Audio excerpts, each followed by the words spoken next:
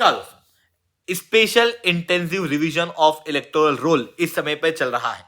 लगभग 9 राज्य और 3 यूनियन टेरिटरी के अंदर सेकेंड फेज के अंदर ये एक्सरसाइज की जा रही है। और इस बीच में इलेक्शन कमीशन के द्वारा ऑफिशियल रूप से ये बताया गया है कि लगभग 14 लाख एसआईआर ऐसे हैं जो अनकलेक्टेबल हैं, जो एक बड़े मुद्दे की तरफ हमें लेके जाते हैं। बेसिकली पिछली बार जब मैंने आपको बताया था तब मैंने कहा था कि वेस्ट बंगाल के अंदर लगभग 10 लाख के आसपास एसआईआर अनकलेक्टेबल थे मंडे तक।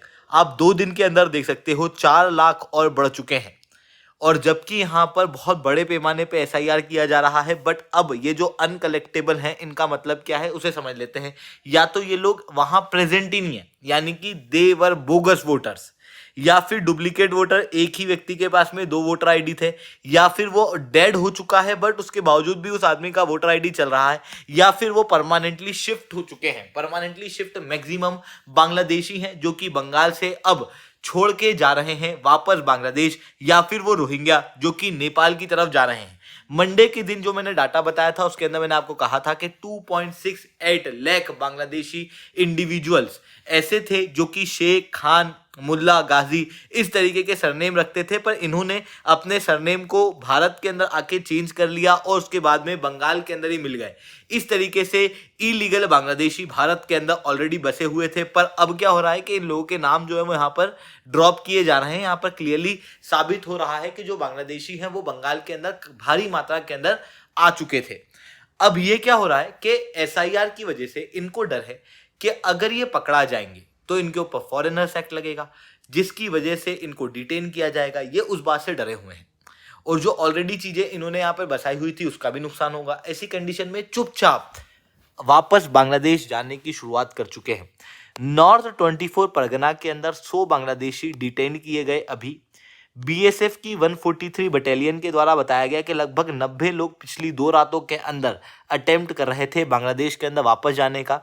मिनिस्ट्री ऑफ होम अफेयर के डाटा के अनुसार 2023 के मुकाबले अभी जो बांग्लादेशी रिटर्न जा रहे हैं उनके आंकड़े लगभग 3 गुना हो चुके हैं। न केवल बांग्लादेशी रिटर्न जा रहे हैं बल्कि बांग्लादेश के से आए हुए या फिर म्यांमार से आए हुए रोहिंग्या मुस्लिम्स भी जो बंगाल के अंदर इलीगल तरीके से बसे हुए थे अब वो भी रिटर्न जाते हुए दिखाई दे रहे हैं। आप क्लियरली देख सकते हो नेपाल बॉर्डर के यहाँ पर बहुत लंबी लाइनें इस तरीके की दिखाई दे रही है। भारी मात्रा में भीड़ है क्योंकि ये चीजें जो रोहिंग्या है वो वापस बांग्लादेश में नहीं जा सकते, वो वापस म्यांमार में भी नहीं जा सकते। ऐसी कंडीशन के अंदर ये नेपाल की तरफ पलायन करते हुए दिखाई दे रहे हैं। और फिर इसी से सत्य होता हुआ दिखाई दे रहा है भारत के गृह मंत्री का स्टेटमेंट, जहां पर वो कहते हैं कि मैं किसी भी घुसपैठिए को देश के अंदर नहीं रहने दूंगा, हर एक घुसपैठिए को देश से निकाला जाएगा। तो वहीं दूसरी तरफ ममता बनर्जी का कहना यह है कि एसआईआर की एक्सरसाइज को इमीडिएटली हॉल्ट किया जाना चाहिए।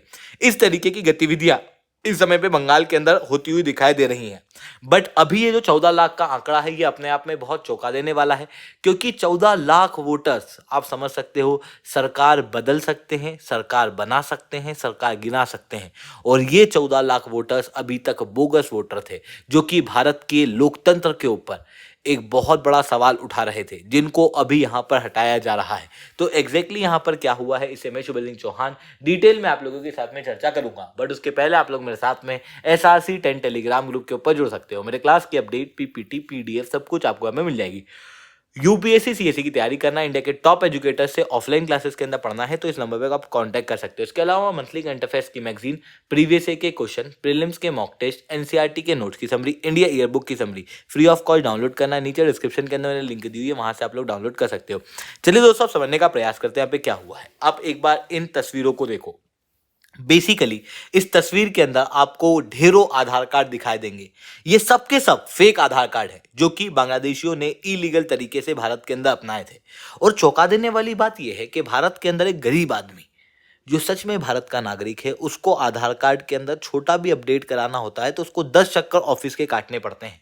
बट वहीं इस तरीके से बांग्लादेशियों को जो इलीगल तरीके से भारत के अंदर आए हुए हैं उनको पूरा के पूरा आधार कार्ड बन जाता है ऑल बिकॉज ऑफ करप्शन। ये करप्शन को भी एक्सपोज यहाँ पर करता है। अब बात आती है कि ये बांग्लादेशी जो हैं वो वापस क्यों जा रहे हैं, अपने देश के अंदर क्यों पलायन कर रहे हैं। इसके दो कारण हैं। पहला कारण तो ये है कि देखो, सबसे पहले क्या हुआ कि शेख हसीना की सरकार जो है वो गिरी और मोहम्मद यूनुस पावर के अंदर आया। इस बीच में बांग्लादेश के अंदर एक ट्रांजिशन पीरियड चल रहा था, लोग प्रोटेस्ट कर रहे थे, इनस्टेबिलिटी का दौर था, तो जो लोग हैं वो जनरली बांग्लादेश को छोड़ के भारत की तरफ आए थे। अभी मोहम्मद यूनुस की सरकार के समय पे मोटा मोटी जो बांग्लादेश है वो लगभग स्टेबल होता हुआ दिखाई दे रहा है। हालांकि अभी भी कई सारे रीजन के अंदर प्रोटेस्ट जारी हैं, बट मोटा मोटी रूप से मैं कह रहा हूं कि एक स्टेबिलिटी दिखाई दे रही है। दूसरी तरफ भारत के अंदर एसआईआर की एक्सरसाइज जो है वो शुरू हो चुकी है।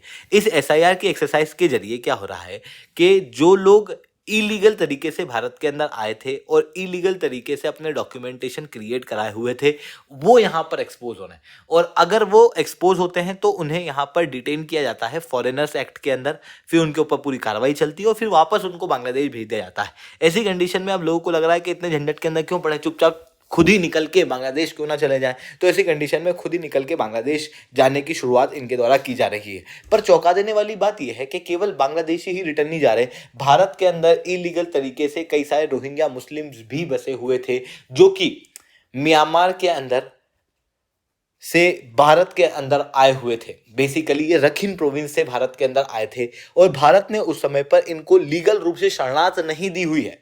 यानी कि रोहिंग्या मुस्लिम जो है वो भारत के शरणार्थी नहीं है, क्योंकि इंटेलिजेंस ब्यूरो ने क्लियरली यहाँ पर आतंकवादी होने के संकेत भी शो किए थे कि भाई यहाँ पर कोई आतंकवादी ऐसा भी हो सकता है जो रोहिंग्या मुस्लिम के अंदर मिलके भारत के अंदर आ सके। ऐसी कंडीशन में सिक्योरिटी के इश्यूज आ रहे थे, जिसकी वजह से रोहिंग्या मुस्लिम को लीगल तरीके से भारत के अंदर शरणार्थ नहीं दी गई थी। बट उसके बावजूद भी कई सारे रोहिंग्या मुस्लिम भारत के बंगाल के अंदर आके बसे हुए थे, अपनी आइडेंटिटी छिपाकर, अपने नाम को चेंज करके। पर अब जो एसआईआर हो रही है उसके अंदर क्लियरली ये पकड़ाते हुए दिखाई दे रहे हैं। और अब क्योंकि सीधी सी चीज है, वो वापस बांग्लादेश के अंदर भी नहीं जा सकते, क्योंकि बांग्लादेश भी उनकी होमलैंड है नहीं, ना ही वो जा सकते हैं म्यांमार, क्योंकि वहां पर इनस्टेबिलिटी चल रही है। ऐसी कंडीशन में वो नेपाल की तरफ पलायन जो है वो करते हुए दिखाई दे रहे हैं। आप क्लियरली इन तस्वीरों के अंदर और अभी जो वीडियो सामने आ रही हैं उनके अंदर देख सकते हो। तो लगभग 14 लाख लोग इस तरीके से भारत के अंदर देखने को मिल रहे हैं, जो या तो एब्सेंट हैं या फिर परमानेंटली शिफ्ट कर चुके हैं या फिर मर चुके हैं।